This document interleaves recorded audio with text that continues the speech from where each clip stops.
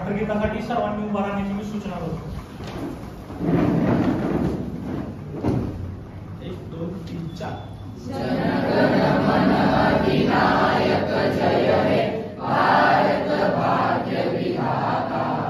पंजाब सिंध गुजरात मराठा द्राविड उत्तर बंग. विंध्य हिमाचल यमुना गंगा उच्चल जलधि तरंग. तव शुभ नामे जागे तव शुभ आशीष मागे. गाहे तव जय गाथा. जनगण मंगलदायक जय हे भारत भाग्य विधाता. जय हे जय हे जय हे जय जय जय जय हे. भारत माता की जय.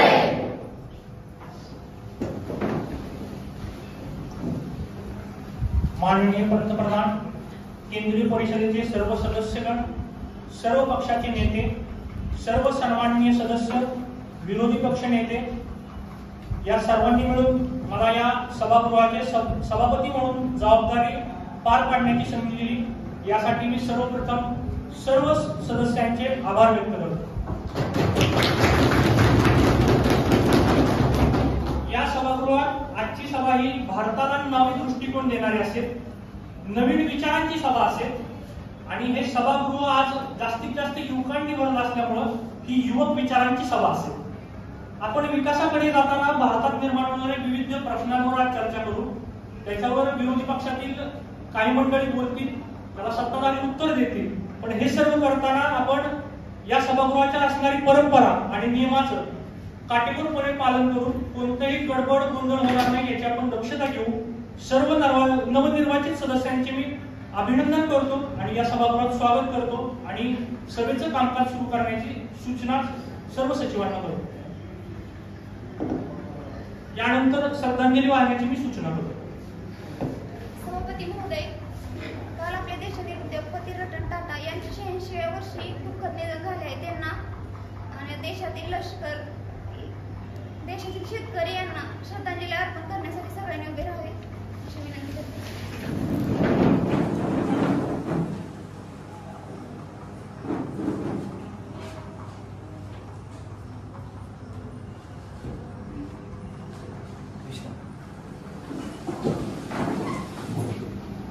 यानंतर सचिवांना मी नवनिर्वाचित पंतप्रधान व सर्व खात्याचे मंत्री यांना शपथ ग्रहण करून देण्याची सूचना करतो.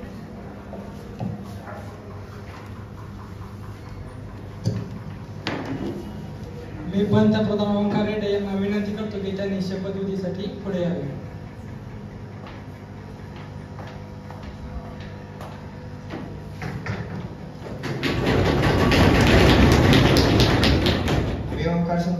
राज्यघटनेच्या नावाने शपथ घेतो की स्थापित केल्याप्रमाणे भारताच्या संविधानावर खरा विश्वास आणि निष्ठा ठेवीन की मी भारताचे सार्वभौमत्व आणि अखंडता राखीन. मी केंद्राचा पंतप्रधान म्हणून माझी कर्तव्य निष्ठेने आणि प्रामाणिकपणे पार पाडेन.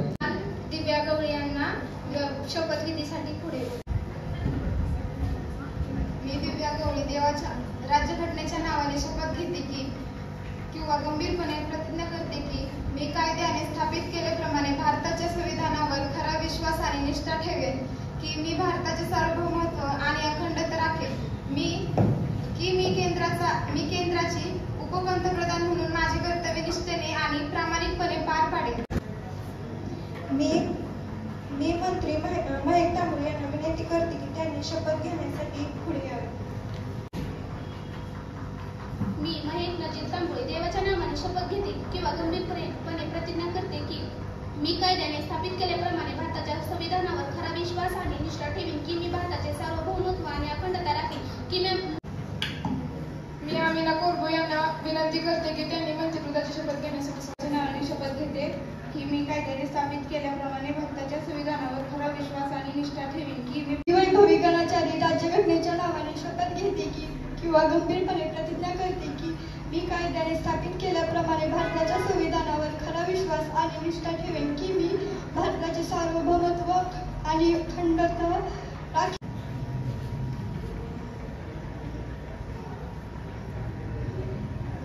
मी देवाच्या नावाने शपथ घेते की गंभीरपणे प्रतिज्ञा करते की मी कायद्याने स्थापित केल्याप्रमाणे भारताच्या संविधानावर खरा विश्वास ठेवेन आणि निष्ठा ठेवेन की मी भारताचे सार्वभौम आणि अखंडता राखीन. मी केंद्राच्या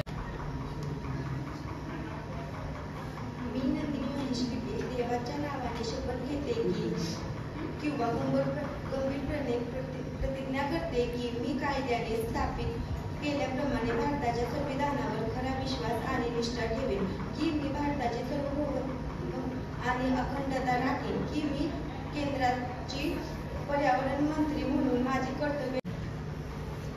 मी आरती भोसले राष्ट्राच्या नावाने शपथ घेते किंवा गंभीरपणे प्रतिज्ञा करते की मी कायद्याने स्थापित केल्याप्रमाणे भारताच्या संविधानावर खरा विश्वास आणि निष्ठा ठेवेन की मी भारताचे सार्वभौम.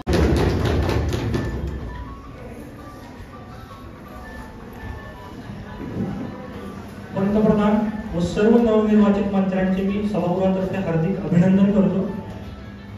यानंतर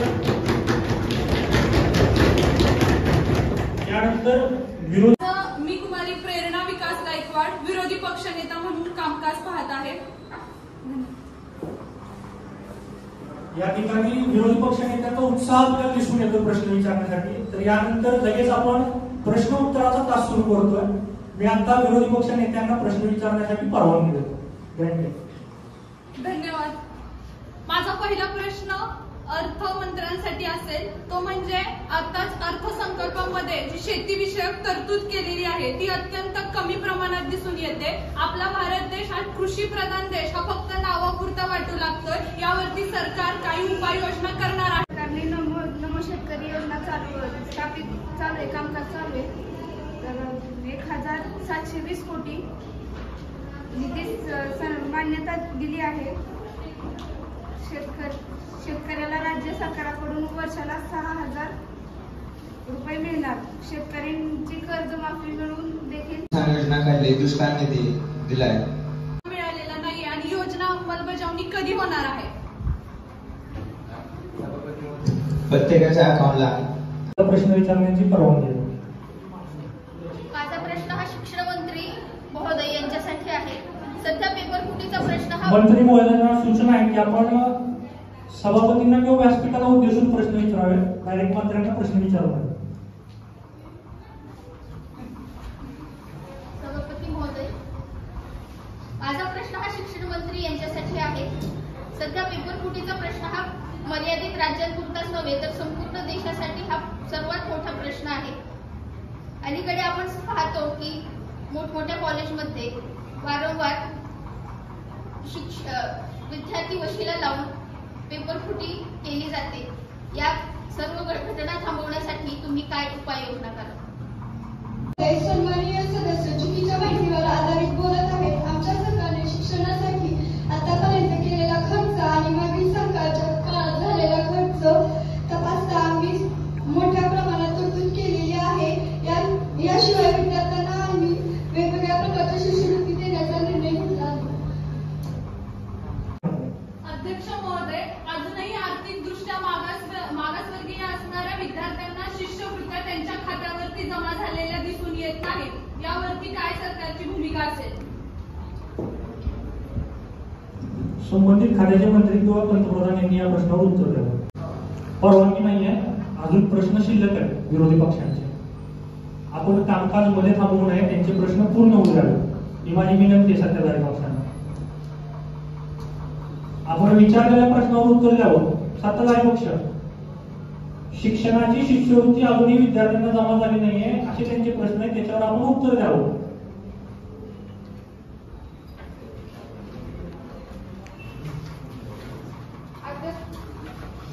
अध्यक्ष महोदय, त्या गोष्टीवर प्रक्रिया सांगावी.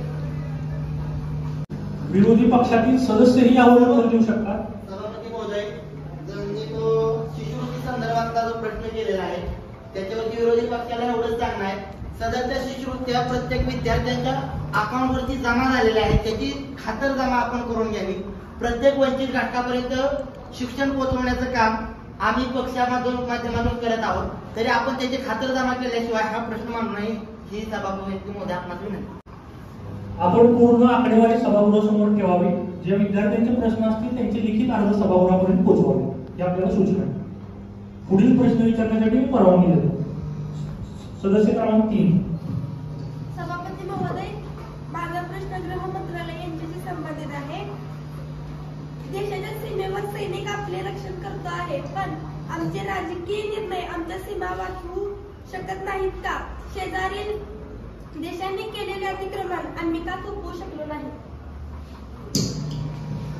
सभापती महोदय, हा प्रश्न देशाच्या संरक्षणाशी निगडीत असल्याने त्याबाबत माहिती घेऊन सदस्य बोलले असते तर योग्य राहिले असते. त्यांनी म्हटल्याप्रमाणे अशी कोणतीही घुसखोर आपल्या देशात कधीच झालेली नाही. देशाच्या सीमेवर लढत असलेल्या सैनिकांच्या सोबत आम्ही देश म्हणून उभे आहोत. जशाच तशी उत्तर आम्ही देत आहोत.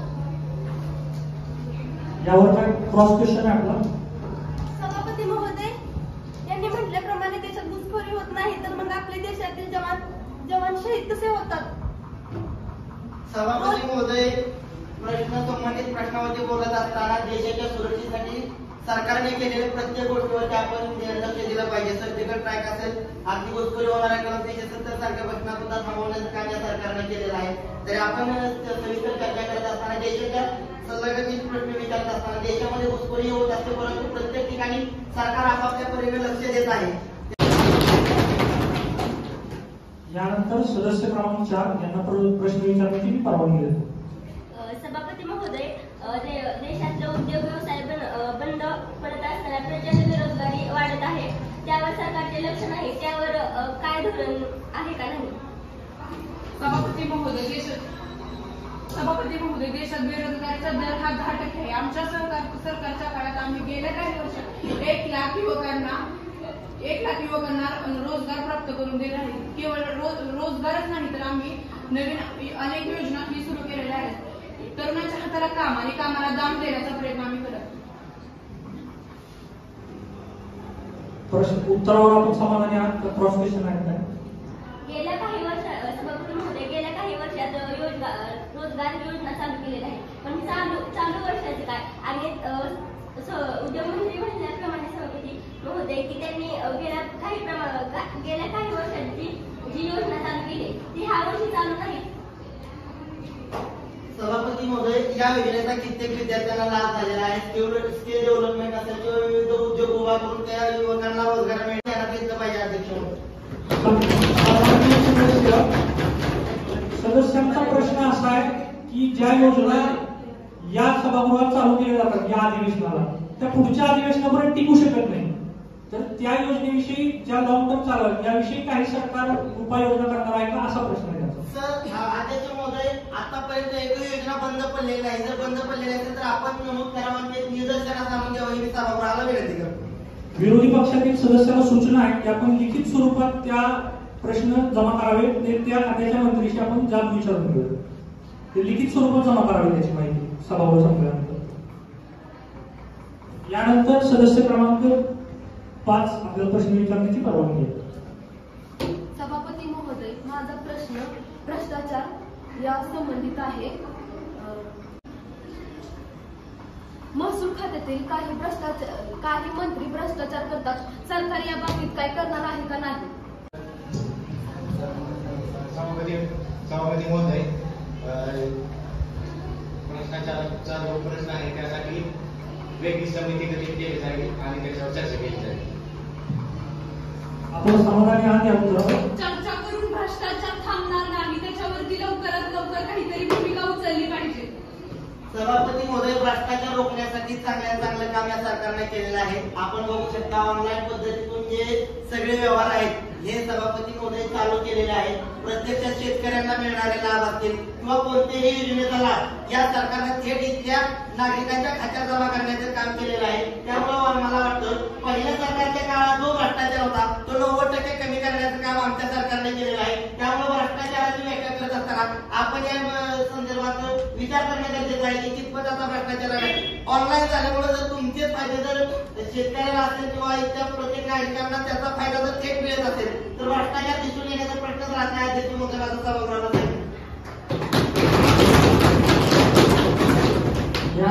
अध्यक्ष महोदय, ऑनलाईन ही एक पद्धत झाली भ्रष्टाचार लपवण्याची.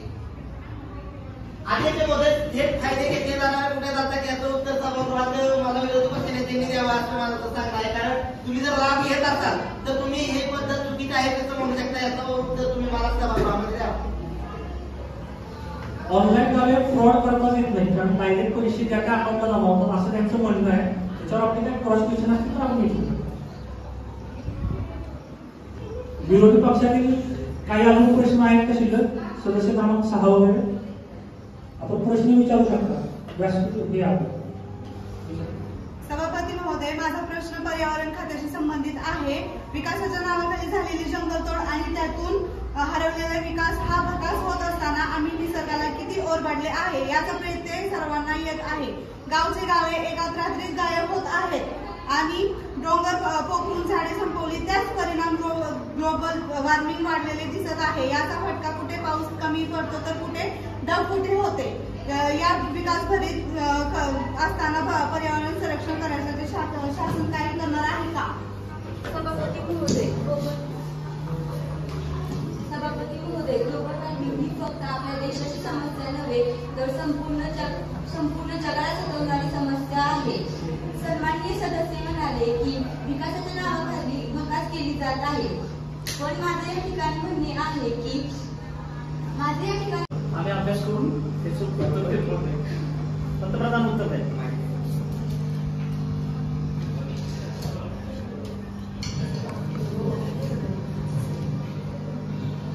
ते म्हणले की झाडं तोडते, पण ते काढायची गरज आहे. वाहतूक ज्या ठिकाणी जायला आपल्याला 2 तास लागत होते तिथे आपण आता 5 तास रस्ते करून डोंगर बोगद्यातून हे करून आपण विकासासाठी केलंय. आधीचे रस्ते बघा ना आताचे रस्ते बघा. प्रगतीसाठी झाड जंगलतोड होत आहे असं त्यांचं म्हणणं आहे. याच्यावर काही क्रॉस क्वेश्चन असतील तर आपण विचारू शकतो. परंतु प्रगतीच्या नावाखाली पर्यावरण देखील धोक्यात येताना दिसून येते. जर झाडच नसतील तर मग ऑक्सिजनची लेवल कुठून घेणार? आपण विकसित देशाकडे जातोय, परंतु आपल्याला विकसित देशाकडे नेताना पर्यावरणाचा जो महत्वाचा घटक आहे तो आपण कुठेतरी विसरतोय. एक झाड लावलं तर ते लगेच दुसऱ्या दिवशी मोठं होत नाही, त्याला 5, 6, 7 वर्ष लागतात मोठं होऊन सावली द्यायला. मग तुम्ही जर विकासासाठी झाडतोड केली, जर पर्यावरणाला हानी पोहोचवली तर मग कसं आपण पुढे जाऊन आणखी विकसित होऊ शकतो?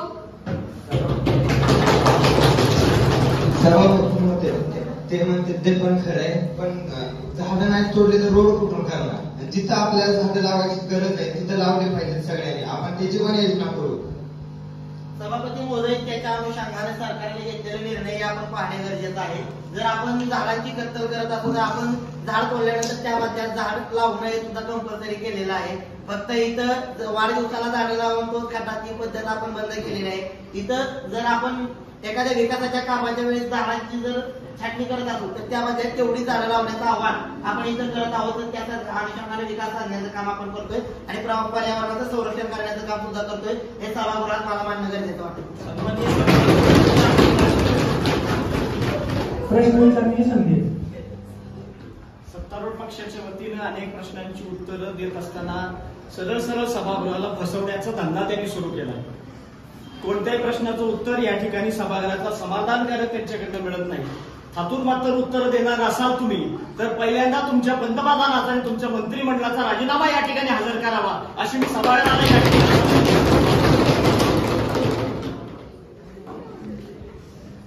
यावर पंतप्रधानांनी उत्तर द्यावं, आपलं मत मांडा. अध्यक्ष महोदय, आपल्या शेतकऱ्यांसाठी कृषी योजना काढली, मतलब PM किसान योजना, नंतर सगळ्यांना घर दिले, नाहीतर रस्ते बनवले, पाण्याची सोय केली. सर्व मागचा 2014च्या मागचा विकास बघा आणि आताच आपल्या ह्या 10 वर्षातला विकास बघा, काय फरक वाटतो त्यावर. 2014 पासून जाती धर्माच्या नावात भांडणं करण्याशिवाय तुमच्या सरकारनं काही केलेलं नाही.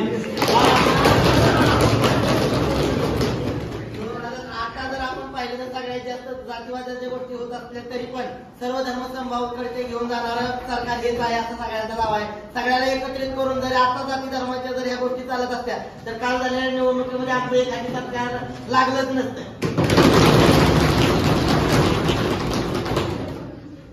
महाराष्ट्रामध्ये चालू असणारा मराठा आणि धनगर या आरक्षणाचा प्रश्न अजूनही आम्हाला जातीमध्ये कुठेतरी वेगवेगळे असे भाग पाडताना दिसून येतो. यावरती तुमच्या सरकारचं काय मत आहे? हा प्रश्न तुम्ही सोडवू शकताय? अध्यक्ष अध्यक्ष महोदय, याच्यावर आमची कारवाई चालू आहे. कलम पहिले जे लिहिलेले आहेत त्याच्यावर म्हणजे अध्यक्ष महोदय, आरक्षणाच्या बाबतीत संविधानात जी तरतूद आहे त्याच्या अनुषंगानं आमच्या सरकारचं कामकाज सुरू आहे. त्याचा लवकरच प्रश्न लवकरच मार्गी लागेल. मणिपूरमध्ये जे आता प्रकरण चालू आहे त्याविषयी सरकारचं काय असेल असं दिसून येतंय की सरकार त्या ठिकाणी काय चालू आहे हे सरकार करेल असा आपला शब्द आहे. अध्यक्ष महोदय, हजारो माणसं मेली, अजून किती सरकारी मराठी माणसं वाट बघत आहे? त्याच्यावर चालू आहे, प्रक्रिया चालू आहे. माणसं मारायची प्रक्रिया चालू आहे सरकार. अध्यक्ष महोदय, त्याच्यावर आपण चालू आहे, प्रयत्न चालू आहे. तरी पण प्रयत्न काय चालू आहे अध्यक्ष महोदय? अध्यक्ष महोदय, प्रत्येक गुन्हा हा फक्त एका माणसामुळे घडत असतो. आपण सर्व एक नागरिक म्हणून सुद्धा तिथं आपली जबाबदारी पार पाडणं गरजेचं आहे. सरकारचा प्रयत्न चालू करत आहे. अध्यक्ष महोदय, हे पंतप्रधान अजून मणिपूरला गेले नाही, त्याच्यावर त्यांचं काय म्हणतात? सभागृहाखाली सभागृहाचा मान वाढवा.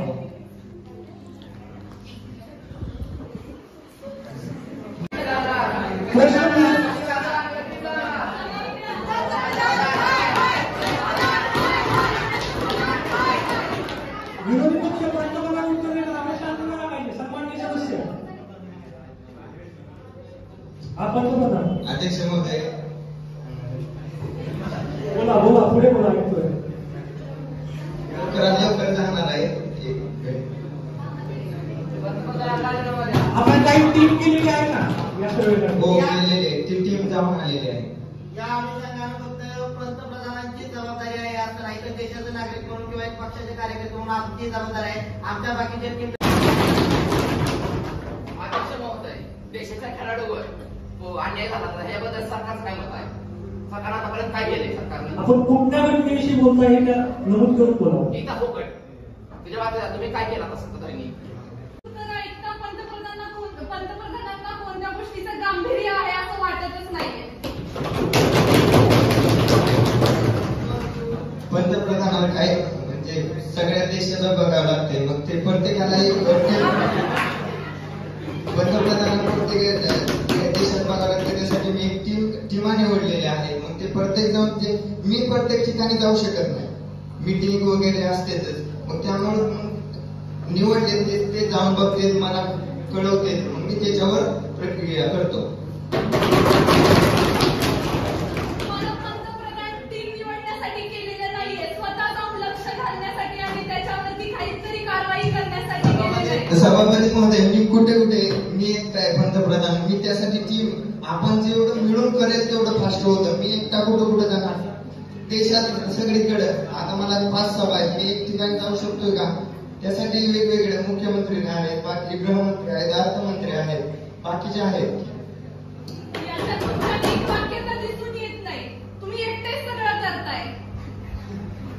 पुढच्या वेळेस सभागृहात येताना याविषयी सर्व प्रश्नाविषयी आपल्याकडे योग्य ती उत्तरं व समाधान उत्तरं असावीत हे मी सत्ताधाऱ्यांना सूचना करेन. काही प्रश्न असतील तर विचारावं. नवीन एज्युकेशन माहिती आम्हाला मिळाली नाही. नवीन एज्युकेशन तुम्ही चालू केलं या सरकारने, त्याबद्दल आम्हाला माहिती मिळाली नाही. तुम्ही त्याबद्दल काय सांगता?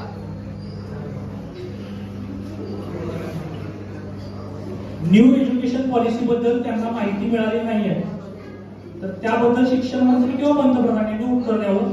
बाकी सदस्यांनी उत्तर देण्याची गरज नाही. शिक्षण खात्या संबंधित प्रश्न आहे. त्यांना माहिती कधी देण्यात येईल किंवा लेखी स्वरूपातील अहवाल त्यांच्यासमोर कधी सादर करण्यात येईल हे तारखा त्यांना सांगावं लागेल. नवीन शिक्षण धोरणाचे अहवाल लवकरच जाहीर होतील. सभापती महोदय, माझा प्रश्न पंतप्रधान यांच्यासाठी की देशातले 30% तरुण सरकारी नोकरी करतात आणि त्यातले परत 60 ते 65% तरुण लोकसंख्या आहे. ते शिक्षण घेऊन सुद्धा घरी बसतील. त्यांच्यासाठी काय रोजगार निर्माण करता येणार आहे का सरकारला? सरकार आम्ही 1 लाख लोकांना बिनरोजगार लोकांना रोजगार दिलाय. ज्यांची खरंच इच्छा नाही त्यांना आपण काही त्यासाठी पण आपण चालू जर योजना काढले, प्रत्येकांना घर दिले, अजून तरी काढू आपण. सभापती महोदय, मी नोकरीचं बोलते. ते घराचं आणि नोकरी घरासाठी नोकरी लावून दिली तरच बरं होतं. पती महोदय, पुढची जी पण इच्छा पाहिजे ना ते जॉब करा. आपण सवलती केले पण ते सगळ्याला सरकारी देऊन मग बाकीचं असं बिझनेस वगैरे ते कोण करायचं? आपल्या आताच्या आर्थिक बजेटमध्ये उद्योगासाठी जास्त बजेट दिले गेलेलं आहे, त्यातून रोजगार निर्मिती होईल. डेव्हलपमेंट निधी असेल याच्या माध्यमातून लघु उद्योगांना चालना दिलेली आहे. मला वाटतं रोजगार मिळवण्यापेक्षा रोजगार निर्माण करणे त्या युवकांनी बनलं पाहिजे, म्हणून आम्ही योजना सुरू केली. आपण सर्वांनी त्याचा लाभ घेतला पाहिजे. प्रत्येकाला नोकरी दिली. कित्येक प्रोजेक्ट असतील ते आपण उभारलेले आहे घेतले पाहिजे, ना की त्याच्यावर फक्त टीका करत बसलं पाहिजे असं मला वाटतं. शेतकरी आत्महत्या करतो, याबाबत सरकारचे विचार काय आहेत? शेतकऱ्यांसाठी आपण दुष्काळ निधी देतोय, तरी पण अजून काय बऱ्याच योजना काढतोय शेतकऱ्यांसाठी. चालू आहे शेतकऱ्यांसाठी. सभापती महोदय, योजना काढून सुद्धा शेतकरी आत्महत्या का करतात? मग त्या योजनेचा लाभ पण व्हायला पाहिजे ना शेतकऱ्यांचा पूर्णपणे. शेतकरी 10 वर्ष अध्यक्ष मध्ये शेतकरी 10 वर्षापूर्वी बघा जास्त आत्महत्या होत होत्या. आता बऱ्याच आत्महत्या कमी आल्या. पीएम किसान योजना आपण वर्षाला 12,000 डायरेक्ट अकाउंट मध्ये टाकतोय आपण. याच्या आधी होतं का? पहिलं वरून 4 रुपये खालीपर्यंत शेतकऱ्याच्या हातात फक्त रुपये येत होता. आता आपण इथून बटन टाकलं की डायरेक्ट शेतकऱ्याच्या अकाउंट मध्ये पैसे जमा होते. आणि कोणत्या पण शेतकऱ्याला पहिलं पण आत्महत्या जास्त होत्या, आता बऱ्याच कमी झाले. सभापती महोदय, 12,000 देऊन काय उपयोग नाही, 20,000 जीएसटी काढून घेतात की.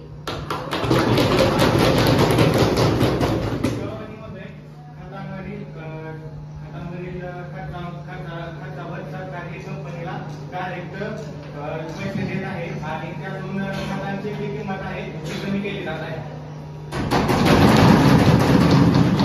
खतावर जीएसटी आकारला जातो असा त्यांचा प्रश्न आहे, कारण शेतकऱ्याच्या मालावर कधी जीएसटी आकारत नाही. पण आपण शेतकऱ्यांना जे खत विकतो त्याच्यावर जीएसटी आकारला जातो, तर शेतकऱ्यांना जीएसटी रिटर्न कसं मिळणार हा त्यांचा प्रश्न आहे. त्याच्यावर उत्तर द्यावं सरकारी पक्षाने.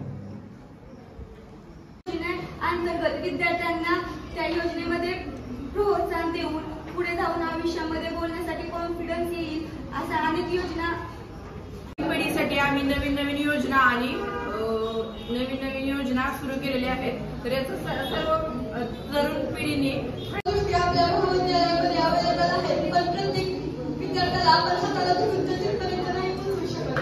त्यामुळे सर्वांना स्वतः समजलं पाहिजे की आपण काय केलं पाहिजे काय नाही. एवढ्या सगळ्या फील्ड्स अवेलेबल आहेत, त्यावर सर्व विद्यार्थ्यांनी आपल्याला काय आपण करू शकतो, यामध्ये आपण अभ्यास करू शकतो व खेळामध्ये पुढे जाऊ शकतो, कोणत्या गोष्टीमध्ये आपण काय करू शकतो ते लक्षात ठेवा. आणि कॉलेजमध्ये विद्यालयामध्ये शाळेत सगळं प्रोजेक्टवर सगळं दाखवलं जातं. पहिलं पुस्तकात होतं, आता सगळं विद्यार्थ्यांना कळावं असं सगळ्यांना दाखवलं. विद्यार्थ्यांच्या विकासावर सुधारणा होईल.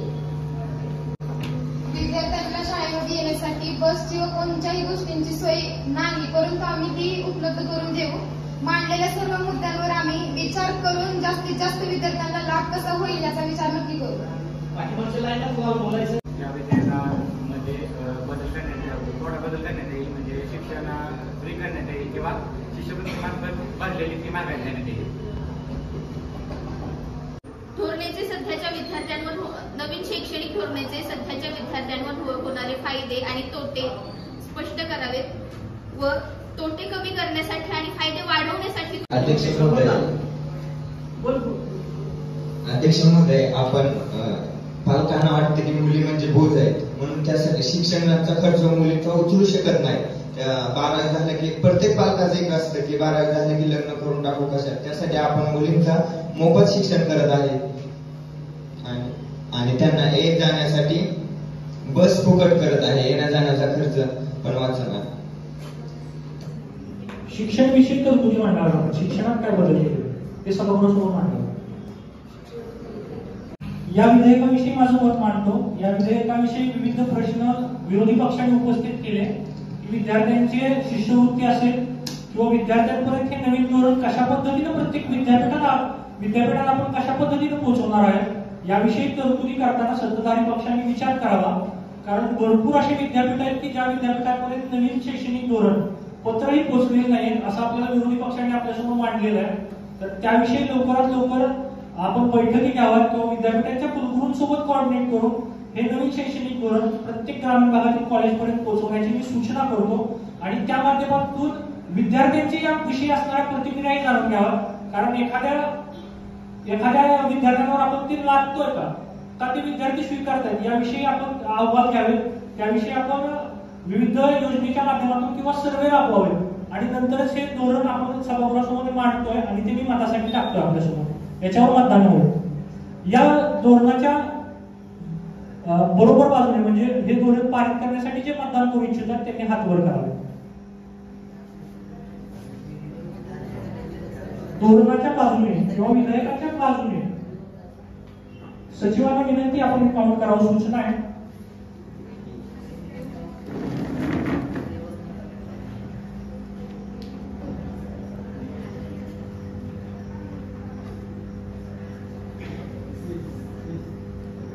सूचना आहे मतमोजणी करावी.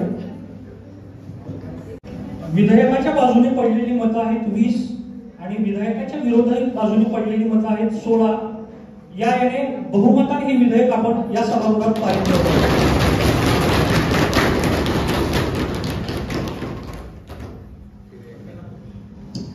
या सभागृहात आपण सर्व उपस्थित राहिलात. हे सभागृह एक भारताला नवीन दृष्टिकोनातून येणारं सभागृह आहे. नवनिर्वाचित काही सदस्य या ठिकाणी उपस्थित राहिले. त्यांनी आपले प्रश्न मांडण्याचं हे केलं. आपल्या प्रदेशाचं आपण प्रतिनिधित्व या ठिकाणी करत आहात. पुढच्या आपल्या सर्व कार्यांसाठी आपल्याला शुभेच्छा देतो. तसेच लोकशाहीचा चौथा स्तंभ म्हणजे पत्रकार बंधू या ठिकाणी उपस्थित राहिले व हे सर्व लाईव्ह पूर्ण भारतापर्यंत म्हणजे जे भारताच्या लोकांचं आपण प्रतिनिधित्व करतात त्यांच्यापर्यंत पोहोचवण्याचं काम केलं. त्यामुळे सर्व पत्रकार बांधवांचेही मी आभार मानतो. विरोधी पक्षाने अतिशय उत्तम पद्धतीने इथं विरोध करताना आपल्याला राजमानापर्यंत नेऊन ठेवलंय. हे पंतप्रधानांच्या मी दृष्टिकोनात आणून देतो आणि आपल्या सर्व मंत्र्यांना सूचना करतो की पुढील सभागृहात येताना या सर्व प्रश्नांविषयी आपल्याकडून लिखित स्वरूपात आणि योग्य अशी समाधानकारक उत्तर असावी हे आपल्याला सूचना बजावतो व आपल्याला शुभेच्छा देतो. धन्यवाद. यानंतर वंदे मातरम ते सांगतो.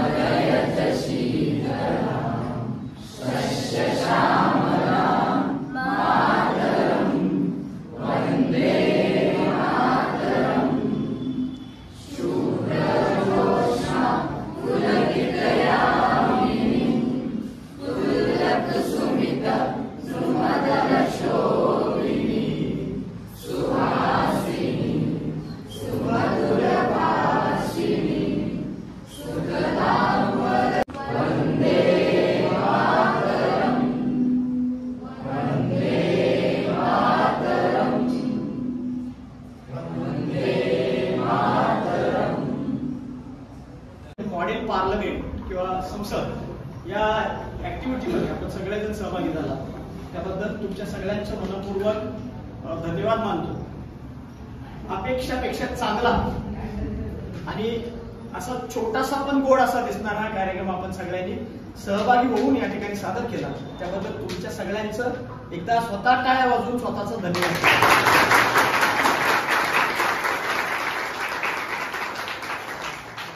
म्हणजे सभागृह चालवणं हे जिगरीचं काम असतं. ते हितेशनं अतिशय योग्य पद्धतीने हाताळलेलं आहे. तो त्याचं सुद्धा त्याच्यासाठी एकदा सभागृहाचे अरेंजमेंट करण्यासाठी सूरज ननवरे, नागेनाथ साळवे, आपला ज्योतिराम आणि सयाजी आणि त्याच्याबरोबर असणारे रामा या सगळ्यांनी जे काही काम या ठिकाणी सभागृह सुरू व्हायच्या अगोदर केलं त्याबद्दल त्यांचं सुद्धा या ठिकाणी सचिव म्हणून एवढं गप्प बसणं शक्य नसतं. 1-1.5 तास गप्प बसलेत आणि छान छान दिसते चेहरे सगळे. त्यांचं सुद्धा चारी सचिवांचा सगळ्यांनी पंतप्रधान, सगळे मंत्रिमंडळ, उपपंतप्रधान प्रत्येकानं आपापली भूमिका अतिशय योग्य पद्धतीने बजावली. विरोधी पक्ष नेता म्हणून प्रेरणानं तिची भूमिका योग्य पद्धतीने त्या ठिकाणी दाखवून दिली. बाकी सगळ्या विरोधी पक्षातले सदस्य यांनी पण आपली भूमिका दाखवली. विशेष म्हणजे पत्रकार अचानक आणि भयानक असे पत्रकार आणि शांत बसले सगळे त्याबद्दल. आता पत्रकारांना विनंती आहे, पुढच्या ज्यावेळेस आपण सेशन घेऊया त्यावेळेस तुम्ही पत्रकार म्हणून नसाल. मित्रांनो, तुमच्या लक्षात येत आहे का त्या ऍक्टिव्हिटीमध्ये सगळ्यात जास्त संख्या मुलींची आहे. आपण बघेल आलो सगळे, आपण सगळे बघेल आलो. किती मुलं बघा बरं, किरण, हितेश हे दोघं आणि हा आणि हे दोघं, म्हणजे मुलींच्या 40% सुद्धा आपली संख्या नाही. आणि ओंकार, याचा अर्थ आपण कुठेतरी डेअरिंग करायला कमी पडतो का काय?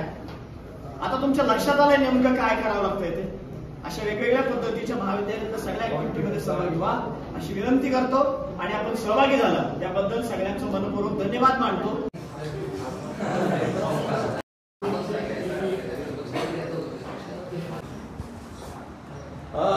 काही जण उभा राहा, काही जण पुढच्या